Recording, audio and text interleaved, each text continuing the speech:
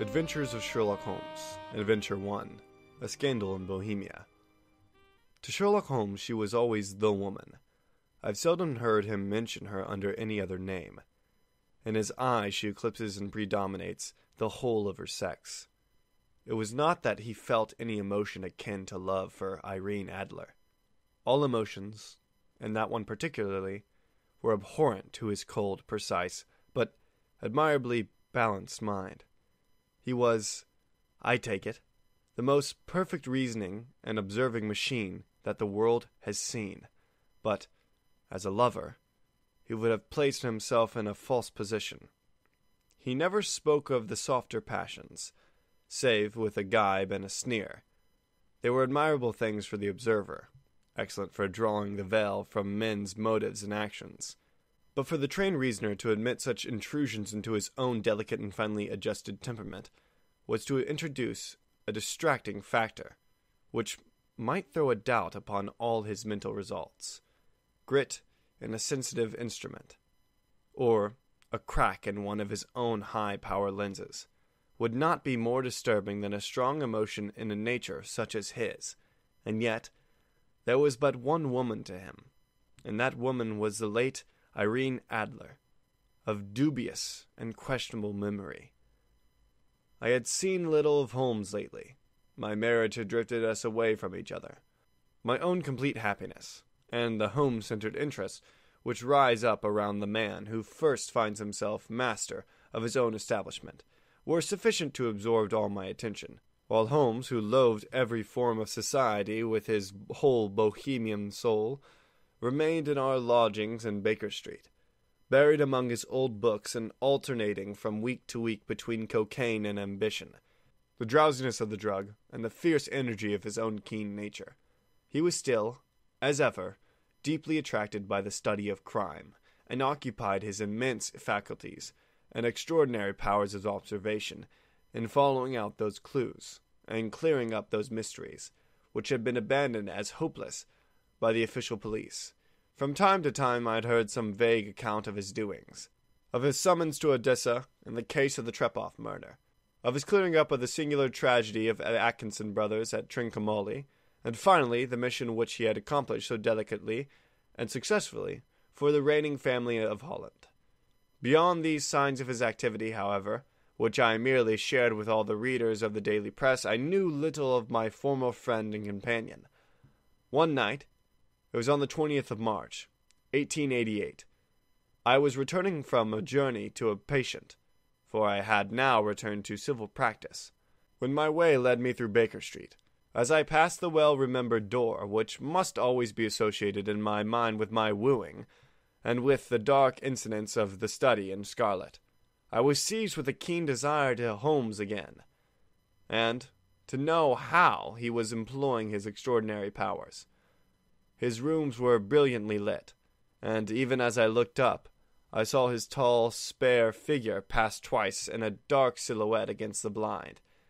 He was pacing the room swiftly, eagerly with his head sunk upon his chest, and his hands clasped behind him. To me, who knew his every mood and habit, his attitude and manner told their own story. He was at work again. He had arisen out of his drug-created dreams, and was hot upon the scent of some new problem. I rang the bell, and was shown up to the chamber which had formerly been in a part of my own. His manner was not effusive. It seldom was. But he was glad, I think, to see me. With hardly a word spoken, but with a kindly eye, he waved me to an armchair, threw across his case of cigars, and indicated a spirit case and a gasogene in the corner. Then he stood before the fire, and looked me over in a singular introspective fashion. "Wedlock suits you," he remarked. "I think, Watson, that you have put on 7.5 pounds since I saw you." "7?" I answered. "Indeed, I should have thought a little more. Just a trifle more, I fancy, Watson. And in practice again I observe. You did not tell me that you intended to go into harness." "Then how do you know?" "I see it. I deduce it. How do I know that you have been getting yourself very wet lately, and that you have a most clumsy and careless servant girl?" "My dear Holmes," said I, "this is too much. you would certainly have been burned. Had you lived a few centuries ago, it is true that I had a country walk on Thursday and came home in a dreadful mess, but as I have changed my clothes, I can't imagine how you deduce it. As to Mary Jane, she is incorrigible, and my wife has given her notice. But there, again, I fail to see how you work it out." He chuckled to himself and rubbed his long, nervous hands together. "It is simplicity itself," said he. "My eyes tell me that on the inside of your left shoe, just where the firelight strikes it, the leather is scored by 6 almost parallel cuts. Obviously, they have been caused by someone who has very carelessly scraped round the edges of the sole in order to remove crusted mud from it. Hence, you see my double deduction that you had been out in vile weather, and that you had a particularly malignant boot-slitting specimen of the London slavey. As to your practice, if a gentleman walks into my rooms, smelling of iodoform, with a black mark of nyrate, of silver, upon his right forefinger, and a bulge on the side of his top hat, to show where he was secreted his stethoscope, I must be dull, indeed, if I do not pronounce him to be an active member of the medical profession." I could not help laughing at the ease with which he explained his process of deduction. "When I hear you give reasons," I remarked, "the thing always appears to me so ridiculously simple that I could easily do it myself, though at each successive instance of your reasoning I am baffled until you explain your process. And yet I believe that my eyes are as good as yours." "Quite so," he answered, lighting a cigarette and throwing himself down into an armchair.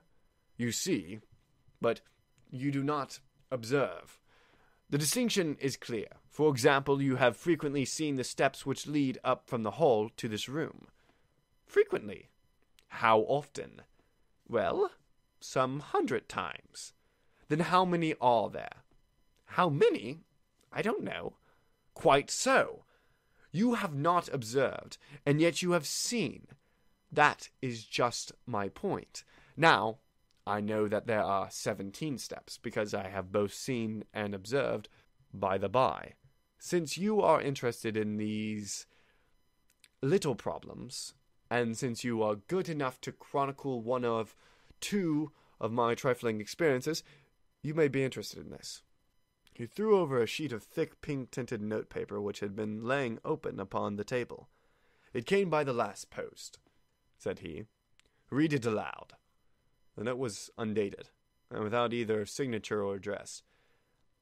"There will call upon you tonight, at 7:45, it said, "a gentleman who desires to consult you upon a matter of the very deepest moment.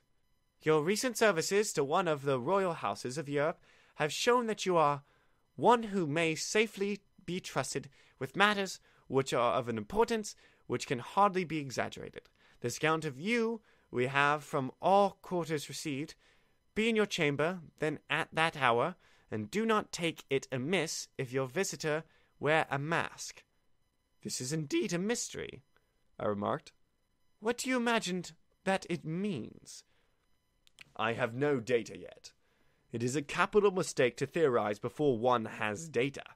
Insensibly, one begins to twist facts to suit theories, instead of theories to suit facts. But the note itself, what do you deduce from it?"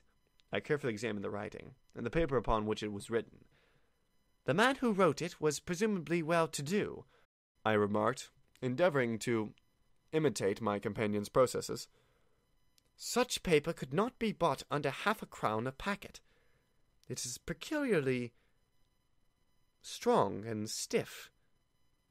"Peculiar. That is the very word," said Holmes. "It is not an English paper at all. Hold it up to the light." I did so, and saw a large E with a small GAP, and a large G with a small T woven into the texture of the paper. "What do you make of that?" asked Holmes. "The name of the maker, no doubt. Or his monogram, rather." "Not at all. The G with a small t stands for Gesellschaft, which is the German for company. It is a customary contraction, like our co. P, of course, stands for paper. Now, for the E.G., let us glance at our Continental Gazetteer. He took down a heavy brown volume with his sleeves. Aglo, Aglonitz. Here we are. Egria. It is in a German-speaking country, in Bohemia, not far from Karlsbad, remarkable as being the scene of the death of Wallenstein, and for its numerous glass factories and paper mills. Ha ha, my boy, what do you make of that? His eyes sparkled, and he sent up a great blue triumphant cloud from his cigarette. The paper was made in Bohemia? I said. Precisely, and the man who wrote the note is a German. Do you note the peculiar construction of the sentence? This account of you we have from all quarters received. A Frenchman or Russian could not have written that. It is a German who is so uncourteous to use verbs. It only remains, therefore, to discover what is wanted by this German who writes upon Bohemian paper and prefers wearing a mask to showing his face. And here he comes, if I am not mistaken, to resolve all our doubts. As he spoke, there was a sharp sound of horses' hoofs and grating wheels against the curb, followed by a sharp pull at the bell. Holmes whistled. "A pair by the sound," said he. "Yes." He continued glancing out the window. "A nice little broom and a pair of beauties. 150 guineas apiece. There's money in this case, Watson, if there's nothing else. I think that I'd better go, Holmes." "Not a bit, Doctor. Stay where you are. I am lost without my Boswell, and this promises to be interesting. It would be a pity to miss it." "But your client—" "Never mind him. I may want your help, and so may be. Here he comes. Sit down in that armchair, Doctor, and give us your best attention." A slow and heavy step, which had been heard upon the stairs and in the passage, paused immediately outside the door. Then there was a loud and authoritative tap. "Come in," said Holmes. A man entered, who could hardly have been less than 6 feet 6 inches in height. With the chest and limbs of Hercules, his dress was rich, with a richness which would, in England, be looked upon as akin to bad taste. Heavy bands of Astrakhan were slashed across the sleeves and fronts of his double-breasted coat, while the deep blue cloak which was thrown over his shoulders was lined with a flame-colored silk, and secured at the neck with a brooch, which consisted of a single flaming beryl. Boots which extended halfway up his calves, and which were trimmed at the tops with rich brown fur, completed the impression of a barbaric opulence which was suggested by his whole appearance. He carried a broad-brimmed hat in his hand, while he wore across the upper part of his face, extending down past the cheekbones, a black visored mask, which he had apparently adjusted that very moment, for his hand was still raised to it as he entered. From the lower part of the face, he appeared to be a man of strong character, with a thick, hanging lip and a long, straight chin, suggestive of resolution pushed to the length of obstinacy. "You had my note?" he asked, with a deep, harsh voice and a strongly marked German accent. "I told you that I would call." He looked from one to the other of us, as if uncertain which to address. "Pray take a seat," said Holmes. "This is my friend and colleague, Dr. Watson, who is occasionally good enough to help me in my cases. Whom have I the honor to address?" "You may address me as the Count von Krumm, a Bohemian nobleman. I understand that this gentleman, your friend, is a man of honor and discretion, whom I may trust with a matter of the most extreme importance. If not, I should much prefer to communicate with you alone." I rose to go, but Holmes caught me by the wrist and pushed me back into my chair. "It is both or none," said he. "You may say before this gentleman anything which you may say to me." The Count shrugged his broad shoulders. "Then I must begin," said he, "by binding you both to absolute secrecy for 2 years. At the end of that time, the matter will be of no importance. At present it is not too much to say that it is of such weight it may have an influence upon European history." "I promise," said Holmes. "And I." "You will excuse this mask, continued our strange visitor. The august person who employs me wishes his agent to be unknown to you, and I may confess at once that the title by which I have just called myself is not exactly my own. I was aware of it, said Holmes dryly. The circumstances are of great delicacy, and every precaution has to be taken to quench what might grow to be an immense scandal and seriously compromise one of the reigning families of Europe. To speak plainly, the matter implicates the great house of Ornstein, hereditary kings of Bohemia. I was also aware of that, murmured Holmes, settling himself down in his armchair and closing his eyes. Our visitor glanced with some apparent surprise at the languid, lounging figure of the man who had been, no doubt, depicted to him as the most incisive reasoner and most energetic agent in Europe. Holmes slowly reopened his eyes and looked impatient. "If your Majesty would condescend to state your case," he remarked, "I should be better able to advise you." The man sprang from his chair and paced up and down the room in uncontrollable agitation. Then, with a gesture of desperation, he tore the mask from his face and hurled it upon the ground. "You are right," he cried. "I am the king. Why should I attempt to conceal it?" "Why, indeed?" murmured Holmes. "Your Majesty had not spoken before. I was addressing Wilhelm Gottschalk Sigismund von Ornstein, Grand Duke of Cassel-Felstein." "But you can understand," said our strange visitor, sitting down once more and passing his hand over his high, white forehead. "You can understand that I am not accustomed to doing such business in my own person, yet the matter was so delicate that I could not confide it to an agent without putting myself in his power. I have come incognito from Prague for the purpose of consulting you." "Then pray consult," said Holmes, shutting his eyes once more. "The facts are briefly these. Some 5 years ago, during a lengthy visit to Warsaw, I made the acquaintance of the well-known adventuress Irene Adler. The name is no doubt familiar to you." "Kindly look her up in my index, Doctor," murmured Holmes, without opening his eyes. For many years he had adopted a system of docketing all paragraphs concerning men and things, so that it was difficult to name a subject or a person on which he could not at once furnish information.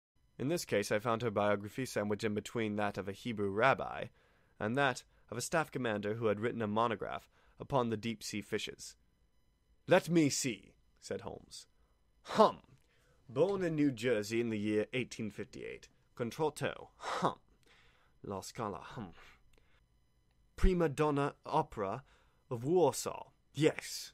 Retired from operatic stage. Living in London. Quite so.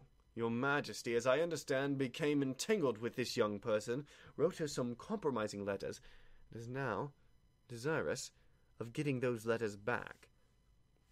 "Precisely. But how?" "Was there a secret marriage?"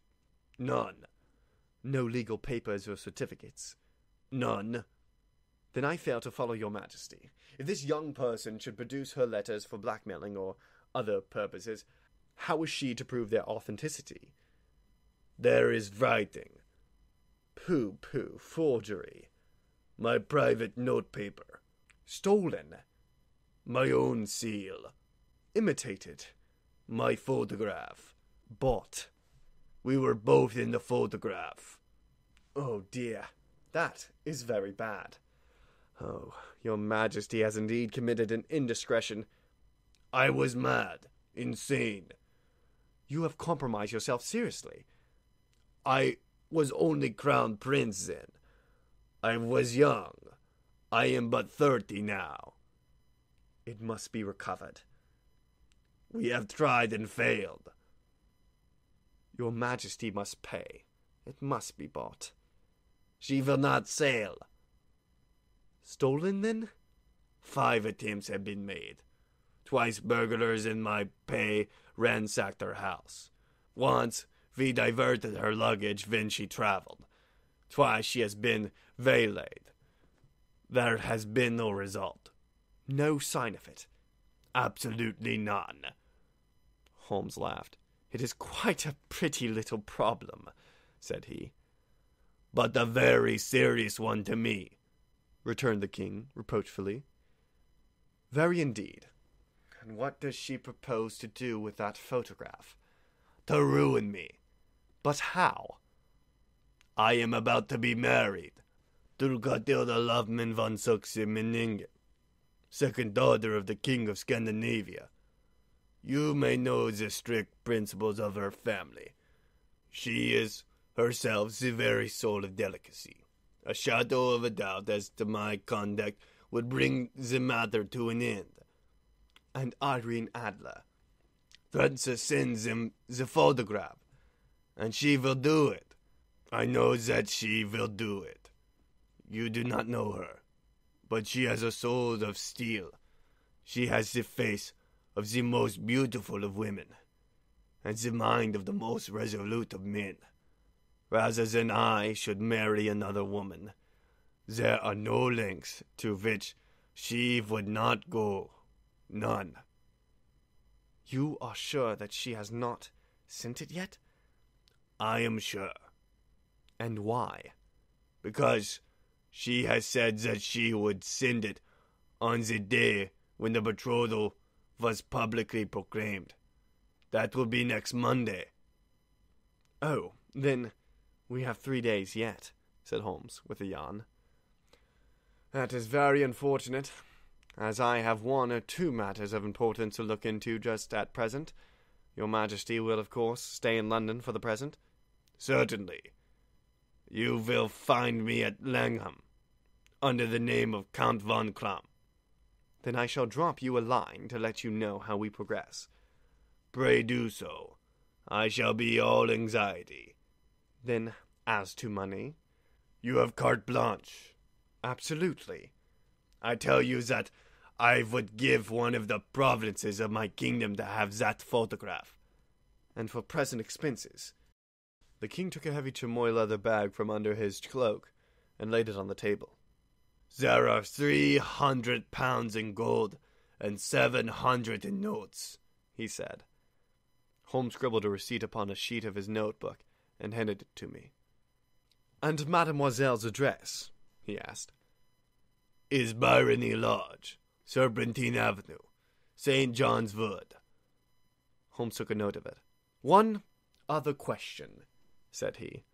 Was the photograph a cabinet? It was. Then good night, Your Majesty, and I trust that we shall soon have good news for you. And good night, Watson, he added, as the wheels of the royal brougham rolled down the street. If you'll be good enough to call tomorrow afternoon, at 3 o'clock, I should like to chat this little matter over with you. At 3 o'clock precisely, I was at Baker Street, but Holmes had not yet returned. The landlady informed me that he had left the house shortly after 8 o'clock in the morning. I sat down beside the fire, however, with the intention of awaiting him, however long he might be. I was already deeply interested in his inquiry, for, though it was surrounded by none of the grim and strange features which were associated with the 2 crimes which I have already recorded, still the nature of the case and the exalted station of his client gave it a character of its own. Indeed, apart from the nature of the investigation which my friend had on hand, there was something in his masterly grasp of the situation, and his keen, incisive reasoning, which made it a pleasure to me to study his system of work, and to follow the quick, subtle methods by which he disentangled the most inextricable mysteries. So accustomed was I to his invariable success that the very possibility of his failing had ceased to enter my mind. It was close upon 4 before the door opened, and a drunken-looking groom, ill-kempt and side-whiskered, with an inflamed face and disreputable clothes, walked into the room. Accustomed as I was to my friend's amazing powers in this use of disguise, I had to look 3 times before I was certain that it was indeed he. With a nod he vanished into the bathroom, whence he emerged in 5 minutes, tweed-suited and respectable, as of old. Putting his hands in his pockets, he stretched out his legs in front of the fire, and laughed heartily for some minutes. "Well, really," he cried, and then he choked and laughed again until he was obliged to lie back, limp and helpless in the chair. "What is it?" "It is quite too funny. I am sure you could never guess how I employed my morning, or what I ended by doing." "I can't imagine. I suppose that you have been watching the habits, and perhaps the house, of Miss Irene Adler?" "Quite so. But the sequel was rather unusual, I will tell you. However, I left the house a little after 8 o'clock this morning in the character of a groom out of work. There's a wonderful sympathy and freemasonry among horsery men. Be one of them, and you will know all that there is to know. I soon found Byrony Lodge. It is a bijou villa, with a garden at the back, but built out in front right up to the road, 2 stories, Chubb lock to the door, large sitting room on the right side, well furnished, with long windows almost to the floor, and those preposterous English window fasteners which a child could open. Behind there was nothing remarkable, save that the passage window could be reached from the top of the coach house. I walked round it and examined it closely from every point of view, but without anything else of interest. I then lounged down the street, and found, as I expected, that there was a mews in a lane which runs down by one wall of the garden. I lent the ostlers a hand in rubbing down their horses. I received in exchange 2 pence, a glass of half and half, 2 fills of shag tobacco, and as much information as I could desire about Miss Adler, to say nothing of half a dozen other people in the neighborhood in whom I was not in the least interested, but whose biographies I was compelled to listen to. "And what of Irene Adler?" I asked. "Oh, she has turned all the men's heads down in that part. She is the daintiest thing under a bonnet on this planet. So say the Serpentine Mews to a man. She lives quietly, sings at concerts, drives out at 5 every day, and returns at 7 sharp for dinner. Seldom goes out at other times, except when she sings. Has only 1 male visitor, but a good deal of 'em. He is dark, handsome, and dashing, never calls less than once a day, and often twice. He is a Mr. Godfrey Norton, of the Inner Temple. See the advantages of cabmen as a confidant. They had driven him home a dozen times for Serpentine Mews, and knew all about him. When I had listened to all they had to tell, I began to walk up and down near Byrony Lodge once more, and to think over my plan of campaign. This Godfrey Norton was evidently an important factor in the matter. He was a lawyer. That sounds ominous. What was the relation between them, and what was the object of his repeated visits? Was she his client, his friend, or his mistress? If the former, she had probably transferred the photograph to his keeping. If the latter, it was less likely. On the issue of this question depended whether I should continue my work at Byrony Lodge, or turn my attention to the gentlemen's chambers in the Temple. It was a delicate point, and it widened the field of my inquiry. I fear that I bore you with these details, but I have to let you see my little difficulties, if you are to understand the situation. "I am following you closely," I answered. I was still balancing the matter in my mind, when a hansom cab drove up to Byrony Lodge, and a gentleman sprang out. He was a remarkably handsome man, dark, aquiline, and mustached, evidently the man of whom I had heard. He appeared to be in a great hurry, shouted to the cabman to wait, and brushed past the maid, who opened the door with the air of a man who was thoroughly at home. He was in the house about half an hour, and I could catch glimpses of him in the windows of the sitting-room, pacing up and down, talking excitingly, and waving his arms. Of her I could see nothing. Presently he emerged, looking even more flurried than before.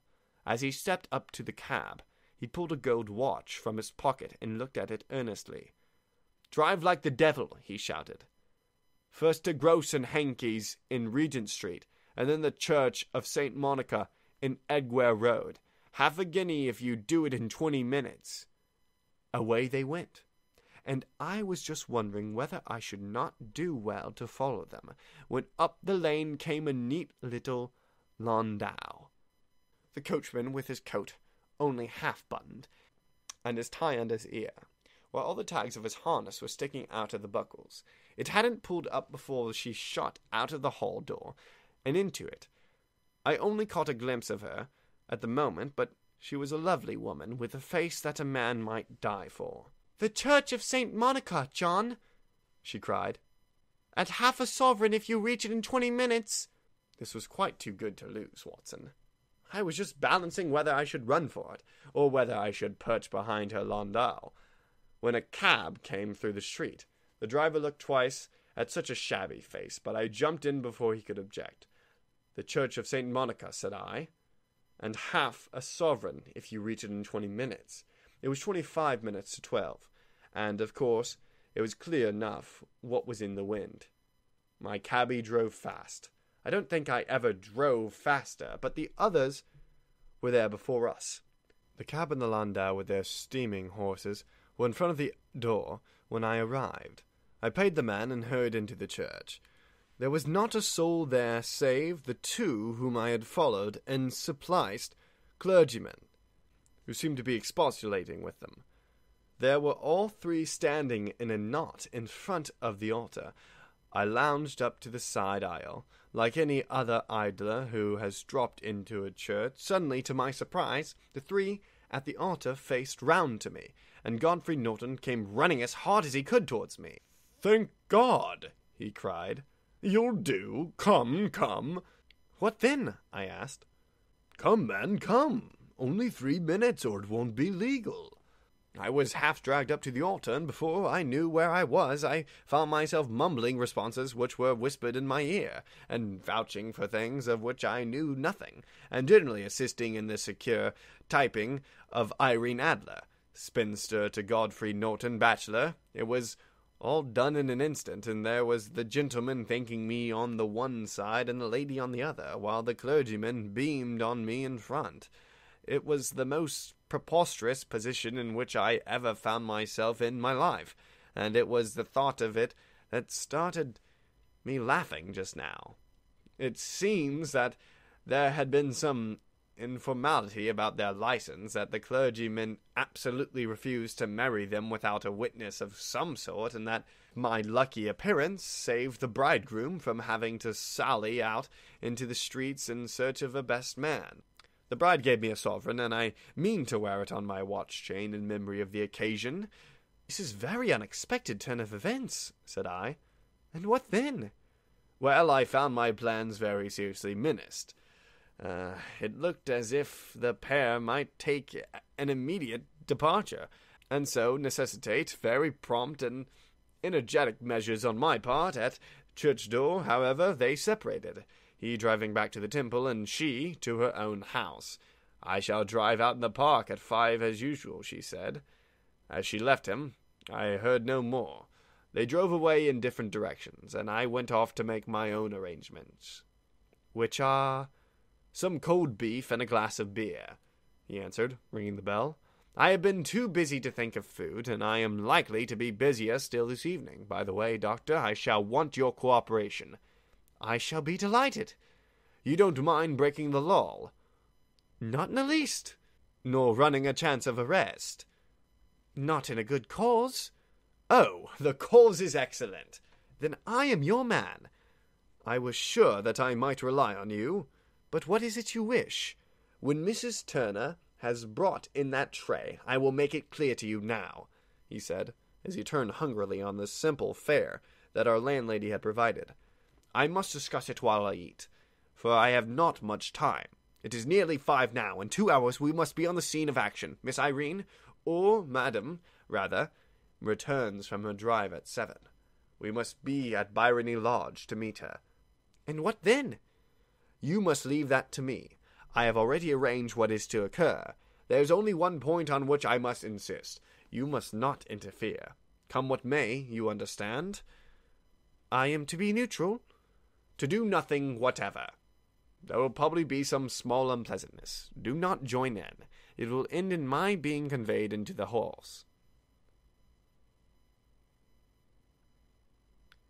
It will end in my being conveyed into the house. 4 or 5 minutes afterwards, the sitting-room window will open. You are to station yourself close to that window. Yes, you are to watch me, for I will be visible to you. Yes, and when I raise my hand, so, you will throw into the room what I give you to throw, and will, at the same time, raise a cry of fire. You quite follow? Entirely. It is nothing very formidable, he said, taking a long cigar-shaped roll from his pocket. It is an ordinary plumber's smoke rocket, fitted with a cap at either end to make it self-lighting. Your task is to confined to that. When you raise your cry of fire, it will be taken up by quite a number of people. You may then walk to the end of the street, and I will rejoin you in 10 minutes. I hope that I have made myself clear. I am to remain neutral, to get near the window, to watch you, and, at the signal, to throw in this object, then to raise the cry of fire, and to wait you at the corner of the street. Precisely. Then you may entirely rely on me. That is excellent. I think, perhaps, it is almost time that I prepare for the new role I have to play. He disappeared into his bedroom, and returned in a few minutes in the character of an amiable and simple-minded, nonconformist clergyman. His broad black hat, his baggy trousers, his white tie, his sympathetic smile, and general look of peering and benevolent curiosity were such as Mr. John Hare alone could have equalled. It was not merely that Holmes changed his costume, his expression, his manner. His very soul seemed to vary with every fresh part that he assumed. The stage lost a fine actor. Even a science lost an acute reasoner, when he became a specialist in crime. It was 6:15 when we left Baker Street, and it still wanted 10 minutes to the hour when we found ourselves in Serpentine Avenue. It was already dusk, and the lamps were just being lighted. As we paced up and down in front of Irene Lodge, waiting for the coming of its occupant, the house was just such as I had pictured it from Sherlock Holmes's succulent description. But the locality appeared to be less private than I expected. On the contrary, for a small street in a quiet neighborhood, it was remarkably animated. There was a group of shabbily dressed men smoking and laughing in a corner, a scissor grinder with his wheel, 2 guardsmen who were flirting with a nurse girl, and several well-dressed young men who were lounging up and down with cigarettes in their mouths. "You see," remarked Holmes, as we paced to and fro in front of the house, "this marriage rather simplifies matters. The photograph becomes a double-edged weapon now. The chances are that she would be as adverse to its being seen by Mr. Godfrey Norton as our client is to its coming to the eyes of his princess. Now the question is, where are we to find the photograph?" "Where, indeed? It is most unlikely that she carries it about with her. It is cabinet size, too large for easy concealment about a woman's dress. She knows that the king is capable of having her waylaid and searched. 2 attempts of the sort have already been made. We may take it, then, that she does not carry it about with her." "Where, then?" "Her banker or her lawyer. There is that double possibility, but I am inclined to think neither. Women are naturally secretive, and they like to do their own secreting. Why should she hand it over to anyone else? She could trust her own guardianship, but she could not tell what indirect or political influence might be brought to bear upon a businessman. Besides, remember that she had resolved to use it within a few days. It must be where she can lay her hands upon it. It must be in her own house." "But it has twice been burgled." "Pshaw! They did not know how to look." "But how will you look?" "I will not look." "What then?" "I will get her to show me." "But she will refuse." "She will not be able to. But I hear the rumble of wheels. It is her carriage. Now carry out my orders to the letter." As he spoke, the gleam of the side lights of a carriage came round the curve of the avenue. It was a smart little landau, which rattled up to the door of the Irene Lodge. As it pulled up, one of the loafing men at the corner dashed forward to open the door in the hope of earning a copper, but was elbowed away by another loafer, who had rushed up with the same intention. A fierce quarrel broke out, which was increased by the 2 guardsmen, who took sides with one of the loungers, and by the scissor grinder, who was equally hot upon the other side. A blow was struck, and in an instant the lady, who had stepped from her carriage, was the center of a little knot of flushed and struggling men, who struck savagely at each other with their fists and sticks. Holmes dashed into the crowd to protect the lady, but just as he reached her he gave a cry and dropped to the ground, with the blood running freely down his face. At his fall the guardsmen took to their heels in one direction, the loungers in the other, while a number of better-dressed people, who had watched the scuffle without taking part in it, crowded in to help the lady and to attend to the injured man. Irene Adler, as I will still call her, had hurried up the steps, but she stood at the top of her superb figure outlined against the lights of the hall, looking back into the street. "Is the poor gentleman much hurt?" she asked. "He is dead!" cried several voices. No, there's life in him," shouted another. "But he'll be gone before you can get him to a hospital." "He's a brave fellow," said a woman. "They would have had the lady's purse and watch if it hadn't been for him. They were a gang and a rough one, too. He's breathing now." "He can't lie in the street. May we bring him in, ma'am?" "Surely, bring him into the sitting-room. There's a comfortable sofa. This way, please." Slowly and solemnly he was borne into Byrony Lodge, and laid out in the principal room. While I still observed the proceedings from my post by the window, the lamps had been lit, but the blinds had not been drawn, so that I could see Holmes as he lay upon the couch. I do not know whether he was seized with compunction at the moment for the part he was playing, but I know that I never felt more heartily ashamed of myself in my life than when I saw the beautiful creature against whom I was conspiring, or the grace and kindliness with which she waited upon the injured man. And yet it would be the blackest treachery to Holmes to draw back now from the part which he had entrusted to me. I hardened my heart, and took the smoke rocket from under my ulster. After all, I thought, we are not injuring her, we are but preventing her from injuring another. Holmes had sat up on the couch, and I saw him motion like a man who is in need of air. A maid rushed across and threw open the window. At the same instant I saw him raise his hand, and at the signal I tossed my rocket into the room with a cry of fire. The word was no sooner out of my mouth than the whole crowd of spectators, well-dressed and ill, gentlemen, ulsters, and servant-maids, joined in a general shriek of fire. Thick clouds of smoke curled through the room and out the open window. I caught a glimpse of rushing figures, and a moment later the voice of Holmes from within assuring them that it was a false alarm. Slipping through this shouting crowd, I made my way to the corner of the street, and in 10 minutes was rejoiced to find my friend's arm in mine, and to get away from the scene of an uproar. He walked swiftly and in silence for some few minutes, until we had turned down one of the quiet streets which led towards the Edgware Road. "You did very nicely, Doctor," he remarked. "Nothing could have been better. It is all right." "You have the photograph?" "I know where it is." "And how did you find it?" "She showed me, as I told you that she would."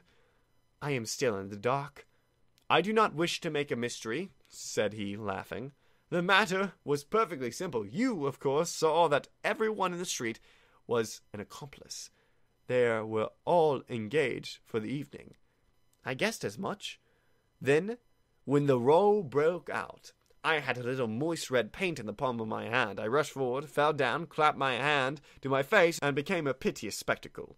It is an old trick. That also I could fathom. Then they carried me in. She was bound to have me in. What else would she do? And into her sitting-room, which was the very room which I suspected. It lay between that and her bedroom, and I was determined to see which. They laid me on a couch. I motioned for air. They were compelled to open the window, and you had your chance." "How did that help you?" "It was all important. When a woman thinks that her house is on fire, her instinct is at once to rush to the thing which she values most. It is a perfectly overpowering impulse, and I have more than once taken advantage of it. In the case of the Darlington substitution scandal, it was of use to me, and also in the Arnsworth Castle business. A married woman grabs at her baby. An unmarried one reaches for her jewel box. Now it was clear to me that Our Lady of today had nothing in the house more precious to her than what we are in quest of. She would rush to secure it. The alarm of fire was admirably done. The smoke and shouting were enough to shake nerves of steel. She responded beautifully, The photograph is in a recess behind a sliding panel just above the right bell pull. She was out in an instant, and I caught a glimpse of it as she half drew it out. When I cried out that it was a false alarm, she replaced it, glanced at the rocket, rushed from the room, and I have not seen her since. I rose, and making my excuses, escaped from the house. I hesitated whether to attempt to secure the photograph at once, but the coachman had come in, and as he was watching me narrowly, it seemed safer to wait. A little over-precipitance may ruin all. "And now?" I asked. "Our quest is practically finished. I shall call with the king tomorrow, and with you, if you care to come with us. We will be shown into the sitting-room to wait for the lady, but it is probable that when she comes she may find neither us nor the photograph. It might be a satisfaction to His Majesty to regain it with his own hands." "And when will you call?" "At 8 in the morning. She will not be up, so that we shall have a clear field. Besides, we must be prompt, for the marriage may mean a complete change in her life and habits. I must wire to the king without delay." We had reached Baker Street, and had stopped at the door. He was searching his pockets for the key, when someone passing said, "Good night, Mr. Sherlock Holmes." There were several people on the pavement at the time, but the greeting appeared to come from a slim youth in an ulster who had hurried by. "I've heard that voice before," said Holmes, staring down the dimly lit street. "Now I wonder who the deuce that could have been." I slept at Baker Street that night, and we were engaged upon our toast and coffee in the morning when the King of Bohemia rushed into the room. "You finally got it," he cried, grasping Sherlock Holmes by either shoulder and looking eagerly into his face. "Not yet." "But you have hopes." "I have hopes." "Then come, I am all impatience to be gone." "We must have a cab." "No, my brougham is waiting." "Then that will simplify matters." We descended, and started off once more for Irene Lodge. "Irene Adler is married," remarked Holmes. "Married? When?" "Yesterday." "But to whom?" "To an English lawyer named Norton." "But she could not love him?" "I am in hopes that she does." "And why in hopes?" "Because it would spare your majesty all fear of future annoyance. If the lady loves her husband, she does not love your majesty. If she does not love your majesty, there is no reason why she would interfere with your majesty's plan." "It is true. And yet, well, I wish she had been on my own station. What a queen she would have made." He relapsed into a moody silence, which was not broken until he drew up in a serpentine avenue. The door of Irene Lodge was open, and an elderly woman stood upon the steps. She watched us with a sardonic eye as we stepped from the brougham. "Mr. Sherlock Holmes, I believe," said she. "I am Mr. Holmes," answered my companion, looking at her with a questioning and rather startled gaze. "Indeed, my mistress told me that you were likely to call. She left this morning with her husband by the 5:15 train from Charing Cross from the Continent." "What?" Sherlock Holmes staggered back, white with chagrin and surprise. "Do you mean that she has left England?" "Never to return." "In the papers?" asked the king hoarsely. "All is lost." "We shall see." He pushed past the servant and rushed into the drawing-room, followed by the king and myself. The furniture was scattered about in every direction, with dismantled shelves and open drawers, as if the lady had hurriedly ransacked them before her flight. Holmes rushed at the bell pull, tore back a small sliding shutter, and plunging in his hand, pulled out a photograph and a letter. The photograph was of Irene Adler herself in evening dress. The letter was superscribed to Sherlock Holmes, Esquire, to be left till called for. My friend tore it open, and we all three read it together. It was dated at midnight of the preceding night, and ran in this way. "My dear Mr. Sherlock Holmes, you really did it very well. You took me in completely until after the alarm of the fire. I had not a suspicion, but then, when I found how I had betrayed myself, I began to think. I had been warned against you months ago. I had been told that, if the king employed an agent, it would certainly be you, and your address had been given to me. Yet with all this, you made me reveal what you wanted to know, even after I became suspicious. I found it hard to think evil of such a dear, kind old coachman. To watch you, ran upstairs, got into my walking clothes, as I call them, and came down just as you departed. Well, I followed you to your door, and so made sure that I was really an object of interest to the celebrated Mr. Sherlock Holmes. Then I, rather imprudently, wished you good night, and started for the temple to see my husband. We both thought the best resource was flight, when pursued by so formidable an antagonist, so you will find the nest empty when you call tomorrow. As to photograph, your client may rest in peace. I love, and am loved, by a better man than he.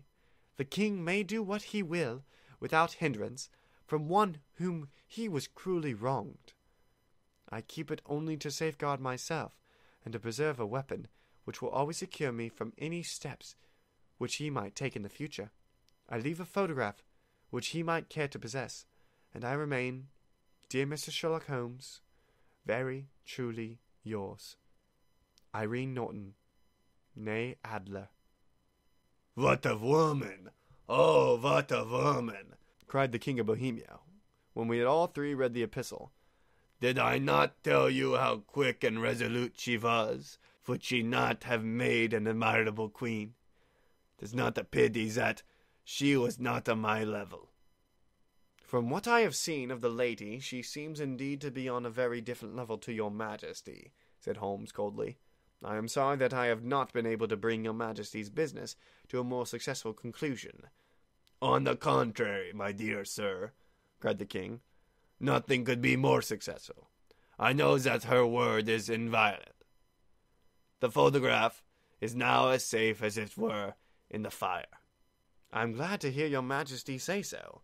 I am immensely indebted to you. Pray tell me what way I can reward you. This ring. He slipped an emerald snake ring from his finger and held it upon the palm of his hand. Your majesty has something which I should value even more highly, said Holmes. You have but name it. This photograph. The king stared at him in amazement. Irene's photograph, he cried. Certainly, if you wish. I thank you, your majesty, and there is no more to be done in the matter. I have the honor to wish you a very good morning. He bowed, and turning away without observing the hand which the king had stretched out to him, he set off in my company for his chambers. And that was how a great scandal threatened to affect the kingdom of Bohemia, and how the best plans of Mr. Sherlock Holmes were beaten by a woman's wit. He used to make merry over the cleverness of woman, but I have not heard him do it of late, and when he speaks of Irene Adler, or when he refers to her photograph, is always under the honorable title of the woman.